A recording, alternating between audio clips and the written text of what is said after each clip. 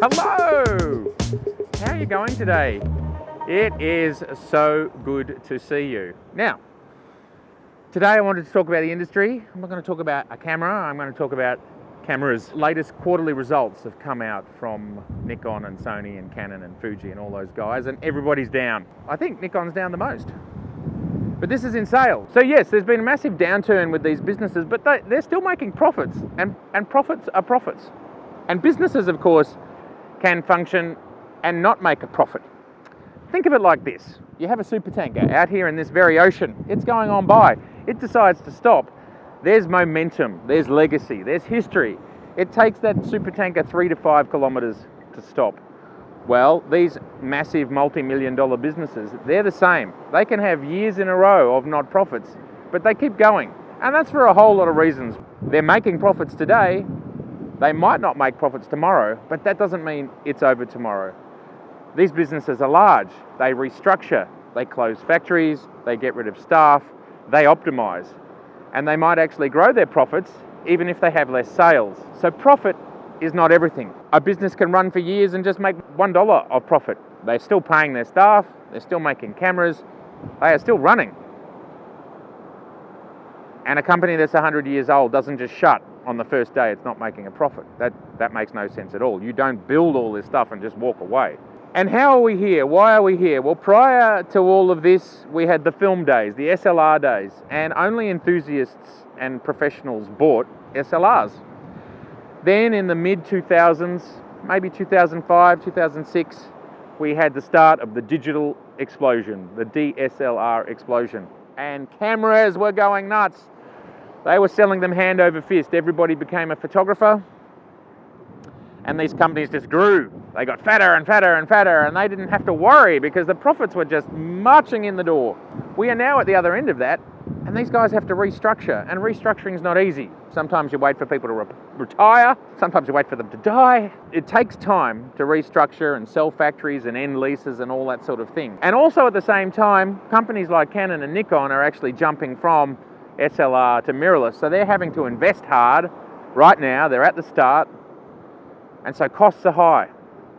So this restructure could take 5 to 7 years, and in that period of time we may well see very low profits or no profits, and that's fine. They're restructuring, and they know how much their factories cost, they know how many staff they have, they know what they need to cut and when they need to cut it. So I think we're going to return to a time that's similar to the film days, but I think mirrorless cameras are actually cheaper than digital SLRs. And you know why? It's all about that moving mirror box. It's all about that thing. There's lots of moving parts. It's high precision. They have to build every single one. They have to test every single one.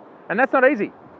Mirrorless, you have a chip, the sensor, and then you have a whole lot of programming, a whole lot of lines of code.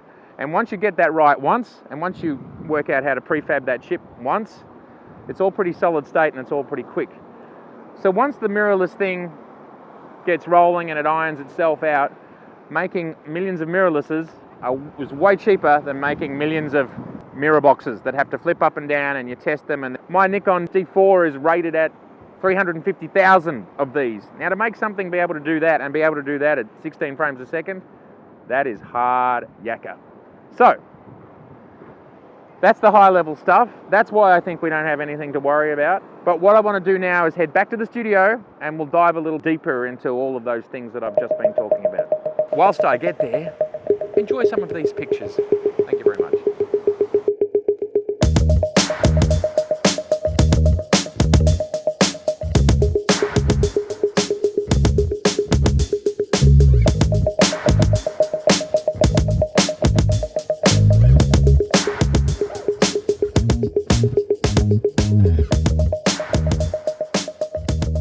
Okay, well, we're back at the studio, and I went away for the weekend, only for about 36 hours, just because I needed a little sanity break from the universe. It wasn't really a photographic trip, but I can never help myself. And we can see over here, I was heading down to the ocean. This is the ocean over here. Happened to get this magical moment as we broke over the mountains, looking down to the coast, staying down here. This moment lasted only for about maybe 3 minutes. I've just downloaded these pics and I thought we could go through them together very quickly because, of course, this is about photography. Now, photographed on the Z7, as we can see right here, and I threw on the old F-mount 14 to 24, 2.8 with the FTZ adapter. This is the image straight out of the camera, and I was messing with the exposures just to see what I liked the best. I think maybe that dark one there I like the best. So we can see I went from 1/500th shutter speed to 1/800 shutter speed. This image here, as we can see, photographed on the 14mm, and we're at 14mm, and what's astonishing about the 14mm, even when you're at 2.8, at these sorts of distances, if we go into 100%, where's my hand gone? There's my hand. You can see that pretty much from here all the way to here. Look at these trees. Everything's in focus, even at 2.8.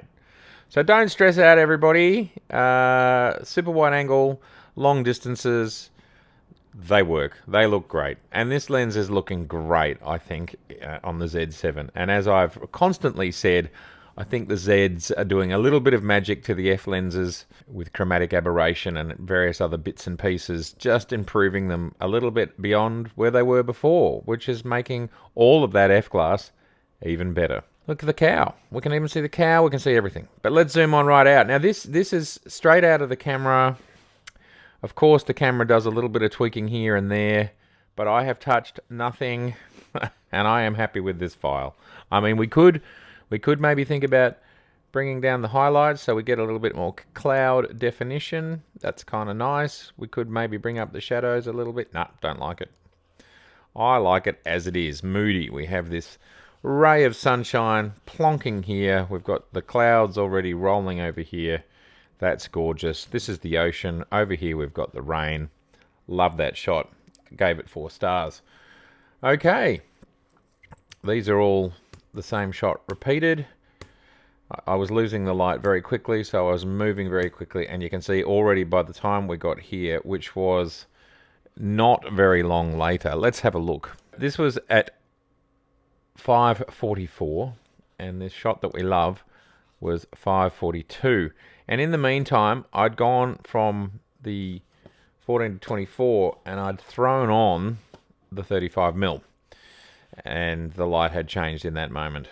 But the 14 to 24 was a bit wide and I wanted to mess around with some other things. Here's the 35. Really, with this sort of shot, everything's in the distance. You kind of can't tell the difference in quality. Although I have to say, at 100%, that is looking glorious. And I love how we go from, yeah, you know what? I reckon that is looking sharper than the 14 to 24. And this is wide open. That's a nice shot. What could we do to make that better? Let's have a look. I would have preferred a bit of sun, proper sunlight hitting that. But this was all this rain. Look at this glorious, glorious rain coming. I love the elements. We can see all this hard rain hitting the ocean, and that ended up being hail.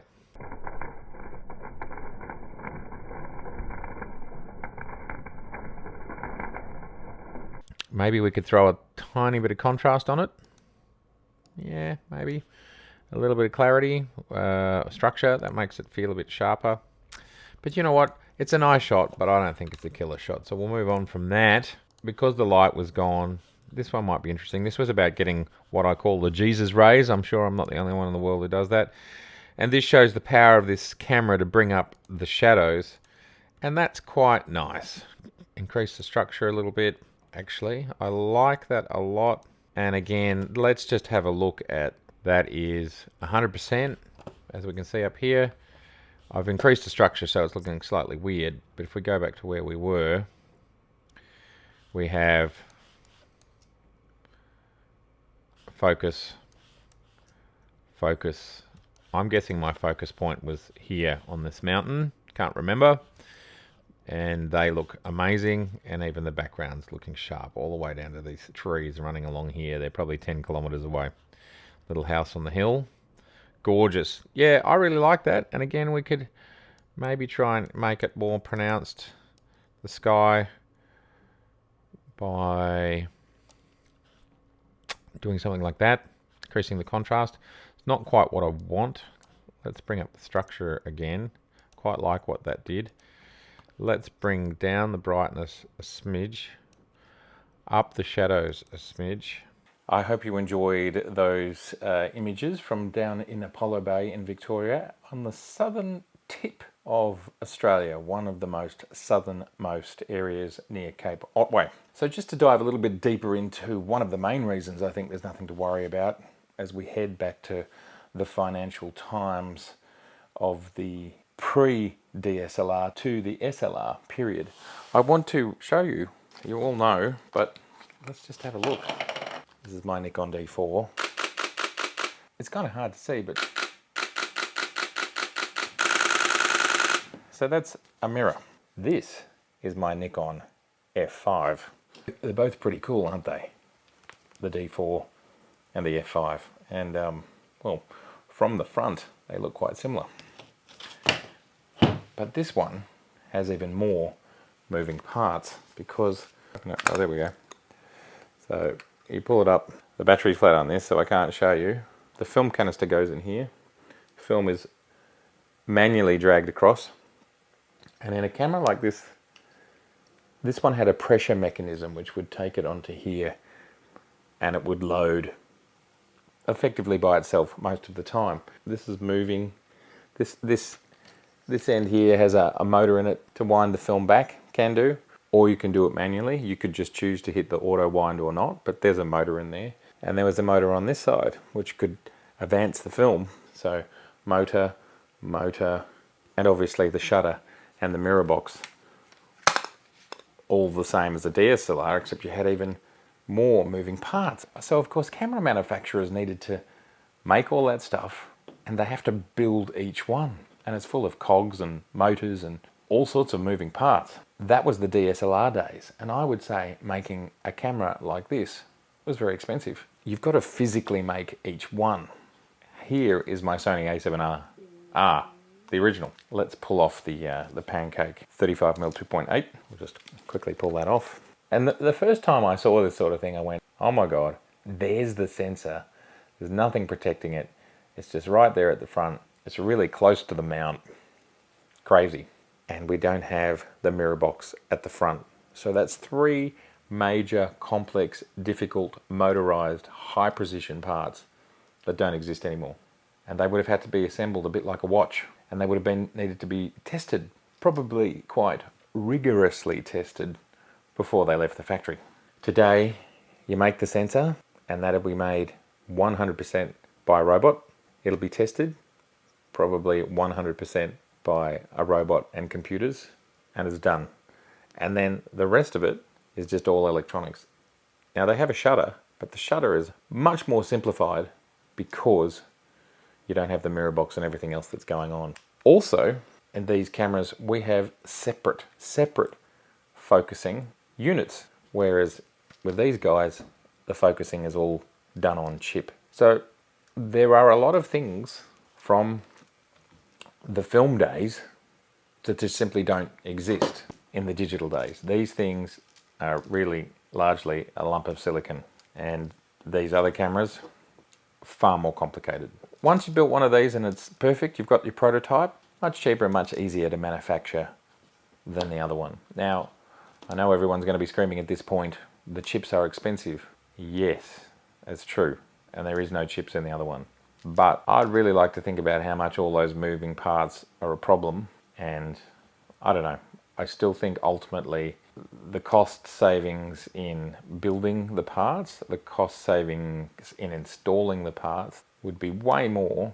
Plus, they're built by people and installed by people. The chips are largely robotically built, maybe installed by hand, but robotically built. It's just a completely different equation. So that's kind of on the hardware side, why I think, even so, I think less units will be sold, perhaps, than the film days.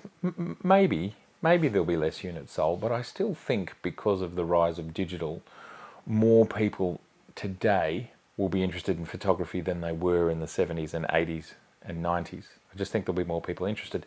Plus, the world's population has doubled. It's hard to believe, but it has almost doubled from the 80s through to the 2020s, which is pretty much where we are now. So that doubles the potential people that want to buy your camera. The market has doubled in size. And I think there are other things happening like video, which used to be the domain of video cameras, and now it's the domain of stills cameras as well. So the market has changed a lot. So I would conject, even with all of the changes and shrinking and the compact cameras not being as relevant anymore, I would conject that with the other changes, global population increase, the increase in YouTube and other usages, I think we'll be ahead of the game. So that's kind of the buying side of it. The business side of it, just to dive a little bit deeper, there are a whole lot of different ways that companies survive as margins get smaller. I talked about downsizing, less staff, less real estate, and so on, less expensive cameras to manufacture. We've talked about all of that, absolutely true. But they can also do other things like get investors, or sell to a larger company, or be taken over by a larger company. And that is exactly what's happened with Hasselblad, where DJI now have a majority shareholding in Hasselblad. And then that becomes a relationship where they can both help each other out. But I think the reason that most compels me is you've got a brand like Nikon that's 100 years old. A brand that has made and released over 100 million lenses, of which those lenses can still be largely used very effectively today. And that is a massive install base for a company like Nikon. All that stuff just doesn't go away. It just doesn't go away overnight. And so I have a great deal of faith in legacy, momentum, nostalgia, and the fact that at the end of all of this, and on top of all of this, Nikon continue to excel by giving us a highly compelling new mount in the Z mount, which has a very exciting and bright future ahead of it. And we're starting to see that with lenses like the Noct. So no, I'm not worried at all, both from a technology perspective, where we can see they can make very clear savings in how to produce the technology, through to cost cutting, just from the fact that 10 years ago they were making probably more money than they'd ever seen, and now it just takes companies a little while to go, yep, times have changed, we've got to do things differently. They're going to be able to do that. They could well get various different types of investment or takeover, and at the end of the day, there's a brand, there's a legacy, there's 100 million lenses, there's a massive user base of millions of people, and that stuff just doesn't fade overnight. And I look at a company like Pentax, which seems to be on a ridiculously smaller scale, yet they're still there. The future's bright, and at this stage, it's largely about business management and great future product research and development and releases. And if Nikon get those two things right, I've got no problem with their future. It is bright. Even if they got everything wrong from this point on, I would suggest, just like the supertanker in the ocean where they say stop now, and it takes 3 to 5 kilometers for them to stop, a company could say stop now, and it would still take 3 to 5 years before they might actually stop, and it would be another 3 to 5 years before that really has any effect on their end users. But I just simply think that's not the case. These are great products. Anyway, time will tell. This is just my opinion, as always. And of course, I'd love to know what you think. What do you think the future holds for any of these companies? I mean, they're all in the same boat. The latest figures have been down for everybody, and whether you're Olympus or Fuji, Canon, Sony or Nikon, Hasselblad or Leica, they've all got the same challenges. No one's immune to this. Too many missteps, and they're out. So what do you think? What does it look like? And as always, thank you so much for watching. It's great to see you. And look, if this is your first time here and you like what you see and what I'm saying makes some degree of sense, I'd love to see you again. So please subscribe. Please share this little video, because if you share it, it gets it out there more, and then we get more great conversation in front of more people. Please like, because those analytics help the Google engine to get all the info out there. And of course, if you like what you're hearing today, I've got over 150 films that you can watch right now. You've just got to press on the Matt Irwin Photography blue label down there, and that will take you to the homepage of my channel, and you can see videos on all sorts of subjects. So don't think it stops right here. I've talked about lots of things. I've used Hasselblad's, Sony's, DJI. I've worked with it all. I've been doing this for 30 years, so I've got a lot to talk about, and it's not just cameras, it's all different parts of the photographic world, photographic industry, and a little bit of storytelling about my own journey. It's been great to see you. I'll see you soon. That's complicated to make.